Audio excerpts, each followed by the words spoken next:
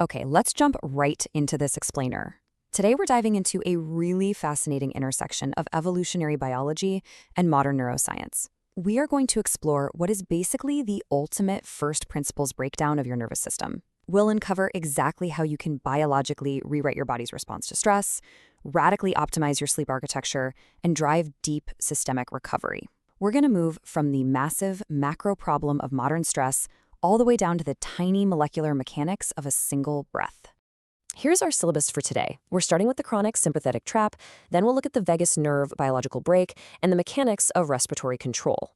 After that, we'll hit some specific protocols for autonomic modulation, dive into neuroplasticity and brainwave alteration, and finally wrap up with how to measure your long-term autonomic resilience.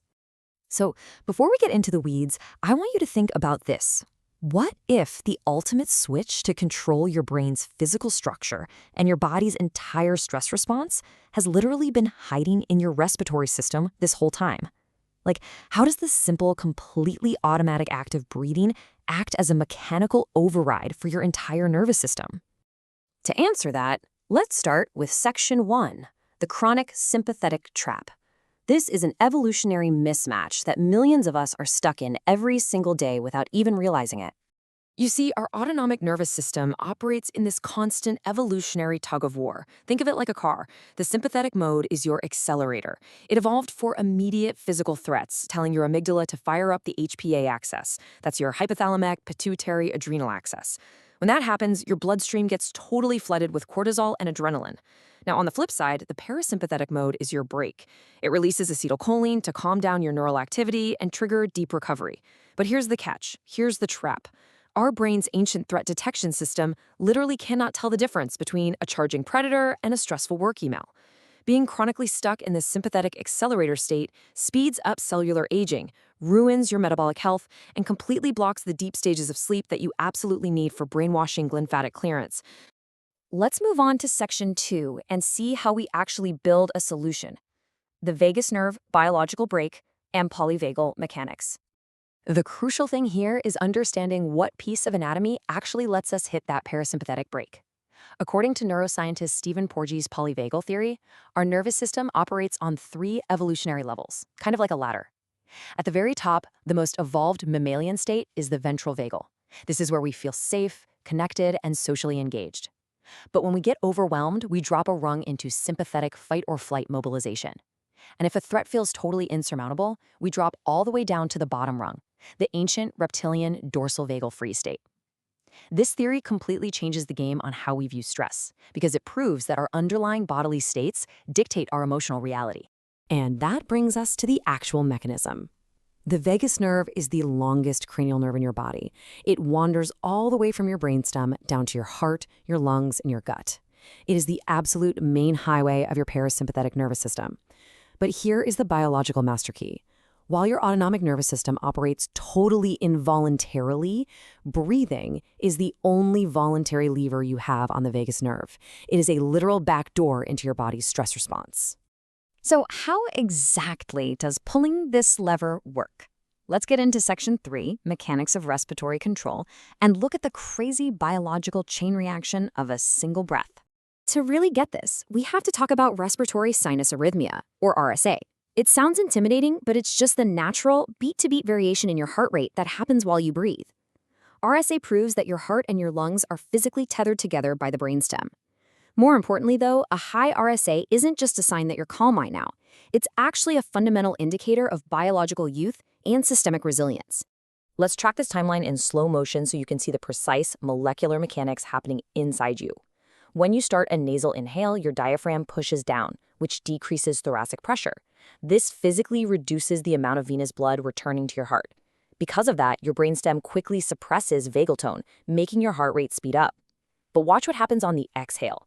When you start a long, extended exhalation, the thoracic pressure goes up, facilitating that venous return and activating pulmonary stretch receptors in your lungs.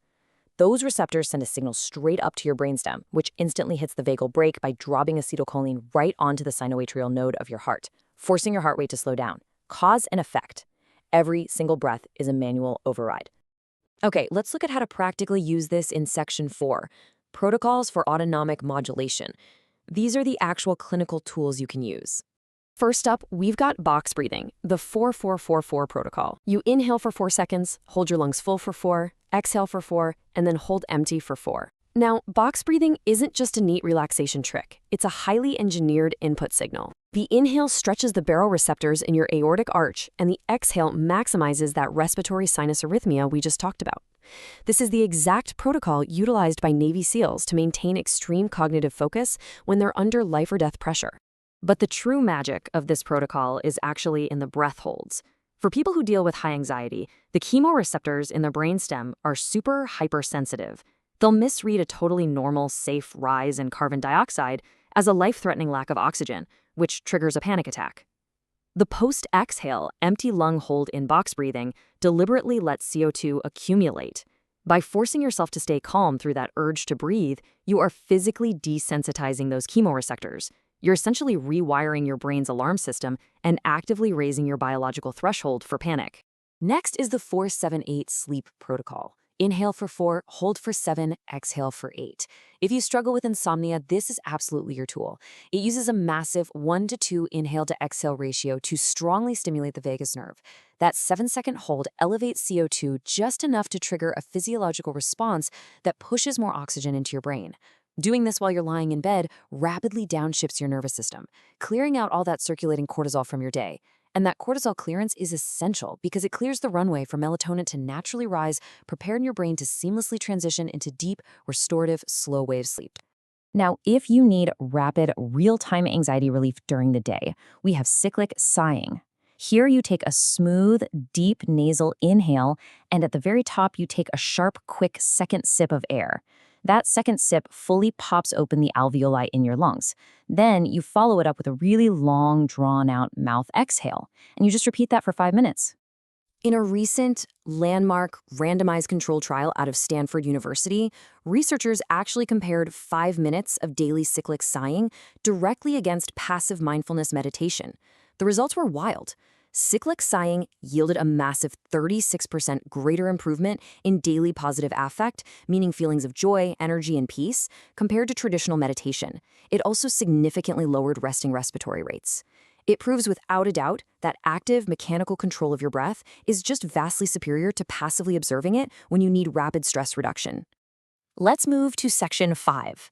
What happens when we keep doing this? Let's look at neuroplasticity and brainwave alteration. What's actually happening above the neck? EEG data reveals that within literally 90 seconds of starting controlled breathing, alpha brainwave power, that 8 to 13 hertz frequency, just surges across your frontal cortex. This generates a state of what we call alert serenity.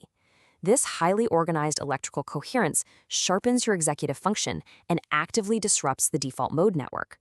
That's the neural circuit responsible for your mind wandering and ruminating. Shutting off the default mode network is incredibly important because chronic rumination keeps that HPA axis firing all day long.